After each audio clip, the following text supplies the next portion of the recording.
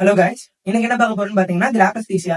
So கிராபஸ்தீசியானா பாத்தீங்கன்னா இது ஒரு கம்பைன்ட் கார்டிகல் அசஸ்மெண்ட். சோ இங்க என்ன பண்ணுவோம்னா பேஷண்டோடைய ஹேண்ட்ல வந்து நம்ம சிம்பிள்ஸ் எழுதுவோம். ஸோ சிம்பிள்ஸ் எழுதுறப்ப பேஷண்ட்னால அந்த சிம்பிள்ஸ் வந்து ரெகனைஸ் பண்ண முடியுமான்றத பார்த்தோம்னா பேஷண்ட்டுக்கு வந்து எந்த வித ஒரு நியூரலாஜிக்கல் டிஃபெக்ட்ஸ் இருக்காது. So it is an combined cortical assessment which is done to assess the patient neurological defects. ஓகேயா? So let me demonstrate. So show your hands. So இப்ப பாத்தீங்கன்னா நம்ம பேஷண்டோட ஐஸை க்ளோஸ் பண்ண சொல்லிடணும். Close ice. ஸோ இப்ப பாத்தீங்கன்னா I'm going to write a symbols. Let's check whether the patient can able to recognize the symbols. என்ன பண்ணுதுன்னு சொல்லுங்க. Cat. Yes, the patient can able to recognize the symbol what we write as the hand. So இந்த மாதிரி பேஷண்ட்னால அவங்களோட symbols வந்து recognise பண்ண முடிஞ்சுன்னா அந்த பேஷண்ட்டுக்கு நியூரலாஜிக்கல் எந்த டிஃபெக்ட்ஸ் இருக்காது. ஸோ இந்த டெஸ்ட் பேர் கிராபஸ்தீசியா. ஸோ இந்த மாதிரி பேஷண்ட்னால ரெகனைஸ் பண்ண முடியலன்னா பேஷண்ட்ஸ்க்கு என்ன சிம்டம்ஸ் இருக்குன்னு பாத்தீங்கன்னா மேபி அவங்களுடைய ஸ்பைனல் கார்ட் லீஷன்ஸ் இருக்கலாம், இல்லாட்டி patient may have OCD or else schizophrenia. Thank you.